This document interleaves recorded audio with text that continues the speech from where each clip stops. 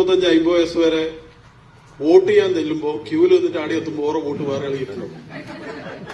അങ്ങനെ വോട്ട് ചെയ്യാനുള്ള യാതൊരു ചാൻസും ഇല്ല. വോട്ട് ചെയ്യാനാകുന്നില്ല.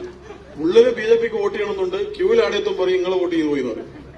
അങ്ങനെ ഓരോ നമ്മളോട് വന്നിട്ട് പറഞ്ഞ് അനക്ക് ഒരിക്കലെങ്കിലും വോട്ട് ചെയ്തിട്ട് മരിക്കണം താമരക്ക് എന്നൊരു ആഗ്രഹമുണ്ട്, അതിനെന്താ ചെയ്യാന്ന് വെച്ചു. അപ്പൊ നമ്മൾ പറഞ്ഞു നിങ്ങൾ BJP സ്ഥാനാർത്ഥിയാവുക. അങ്ങനെ ആടെ സ്ഥാനാർത്ഥിയായിട്ട് ഇവരുടെ വീടും അതുപോലെ തന്നെ പോളിംഗ് ബൂത്ത് എന്ന് പറഞ്ഞാൽ ഒരു പറമ്പിന്റെ അങ്ങോട്ടാണ് സ്കൂള്. ഇവരെന്ത് ചെയ്യുന്ന വെച്ചാല് സ്ഥാനാർത്ഥിയായി വീട്ടിലെല്ലാം കയറി അല്ലെ അന്ന് രാത്രി ഒരു 11 മണിയാകുമ്പോൾ അല്ലെ പോളിംഗ് ബൂത്തിന്റെ ഉള്ളിൽ കൂടിയിട്ട് അവിടെ ചെന്നിട്ട് ഒരു പായി പിരിച്ചടക്കണം.